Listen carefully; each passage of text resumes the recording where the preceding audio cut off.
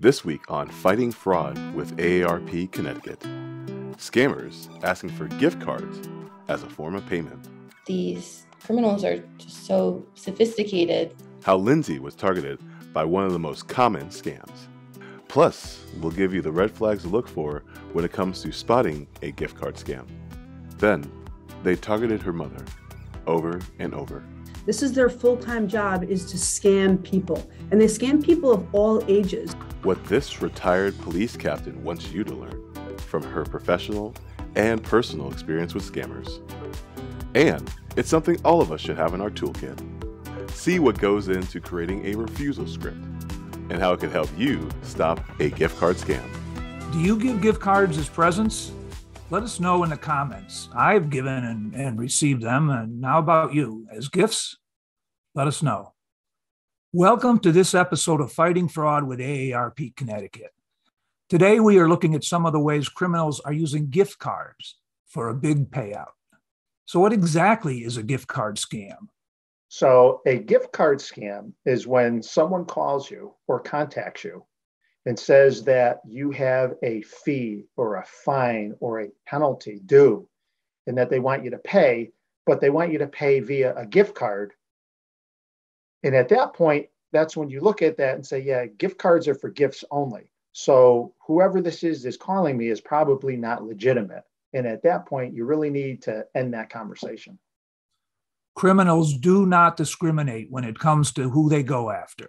Next up, Lindsay tells us how one scammer really did their homework when targeting her. I was sitting on my phone on the train and I got just a notification that said my boss's name.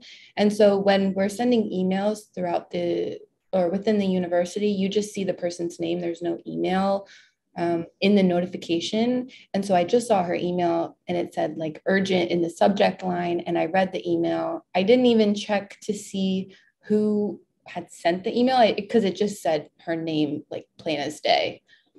So they created an email address that was similar to my boss's. And so she had asked me to buy gift cards for the athletics department, which is something that I had done previously. So I was like, okay, there's nothing out of the ordinary here. And so I text her back and I'm like, okay, I'll get the gift cards once I get off the train.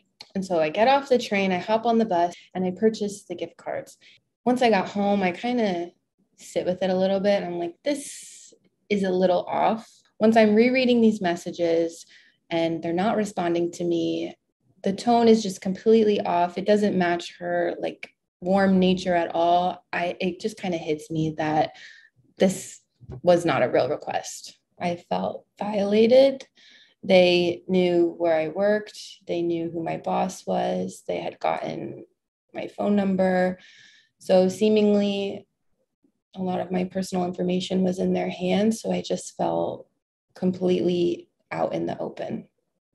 I want everyone to understand that these criminals are sophisticated. They have really incredible mindsets. And it's just kind of, it really gets to your psyche of, what you should or should not be doing. And they're really able to kind of attach,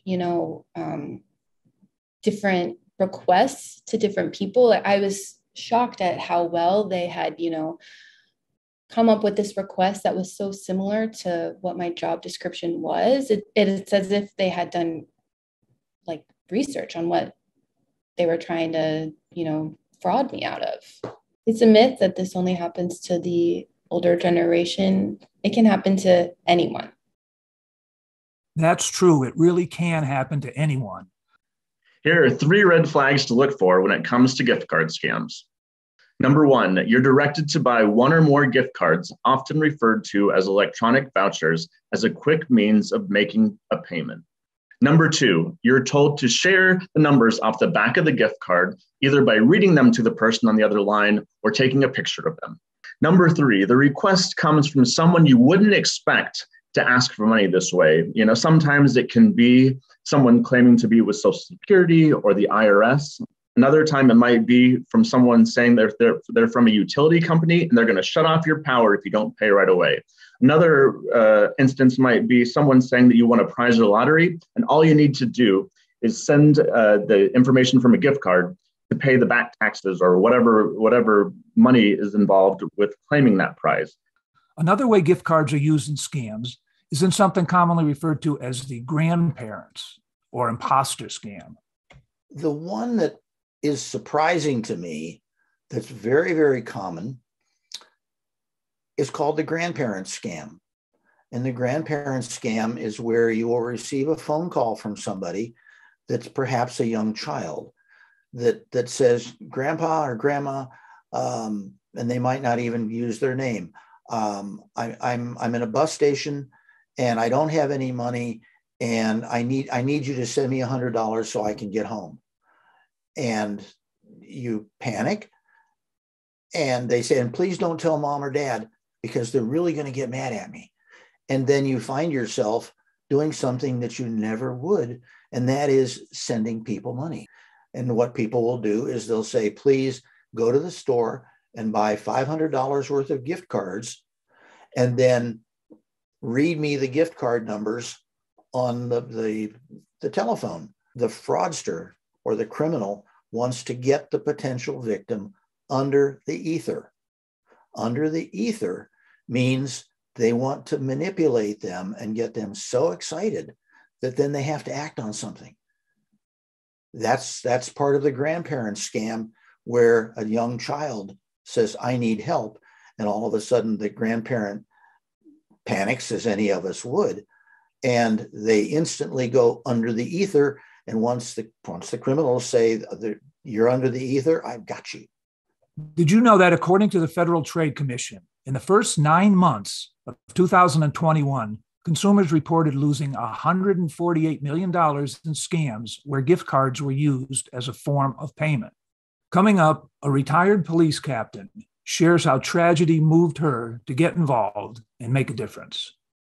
My mother, when she was alive, was a victim of many different types of scams. So I experienced these scams firsthand, and they wanted money up front so that way she can get this larger sum of cash. And it was truly heartbreaking to see my mom think that she had won the lottery. She had been on a very fixed income, and times were tough for her. She was constantly contacted, trying to get her credit card numbers. She was a victim of sexual assault in a nursing home. Unfortunately, you name it. And, I was a police officer at the time. My sister's a doctor. And, we were, advocating for her. And regardless of two really strong advocates, she was still victimized over and over again. So that's a little bit about my history and why I am personally so invested in elder abuse. Seeing the trauma firsthand that my mom experienced, helps me kind of reach out and want to be part of the solution. A family member who has been victimized, they need support. They need to be validated that they are a victim of a crime. And they've been manipulated, and they've been manipulated by people who have been trained to do this. This is their full-time job, is to scam people. And they scam people of all ages. But I think when it happens to the elderly, we do tend to blame the elderly for this, and it's not their fault. They've been scammed by a professional criminal. And I would like to see the family support them, contact law enforcement, so that way we can start seeing trends and apprehending some of these people that are doing it to all people. It's not only, it's a crime, but it's also just personally devastating to watch that happen to somebody that you love. Sometimes getting a scammer off the phone sounds easier than it actually is. Here are some tips when it comes to writing your own refusal script. I think one really important tactic that people can have in their arsenal of fraud prevention is having a refusal script. And if you have a refusal script, it might get you out of a sticky situation. So if, for instance, someone calls you on the phone and you're not comfortable just hanging up on them or being rude, it's very easy to say, you can send me information and I'll consider it. It also is easy to say, I don't make financial decisions without consulting a family or friend or my partner. Additionally, someone could say, I don't make decisions over the phone. Personally, I have a really hard time saying no at my door. And so developing a refusal script for your door, I think, is also really important. So for myself, I say, I don't make purchases at my door. You can leave me something and I'd be happy to follow up on the phone or over the internet, but I'm not going to do any business at my door. And so just having something that you're used to saying might take you out of a situation that you're not comfortable with, and hopefully get you out of a sticky situation in any type of a scam. So there's one time that I remember that my mom was a victim of a scam, and somebody had called her and they were requesting her numbers to her checking account. And I had told her, if anyone ever does this, have them call me. So I was actually trick-or-treating with my children, and I get a phone call about 6:30 or 6:45 at night. And this individual, really, I couldn't believe that, they had so much guts to call me up and to ask for my mother's checking account number. I remember telling this person, that, they weren't going to get the numbers. And this person actually said to me, go to hell. And I said, me go to hell? I said, you're going to go to hell for scamming the elderly. And then click with that, they hung up the phone on me. So much great information in the show today. Tell us in the comments what your favorite moment or tip was.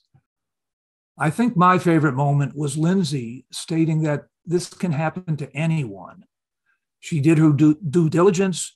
She was cautious, but in fact, the message she got out and that we want to get out is that this can happen to anyone.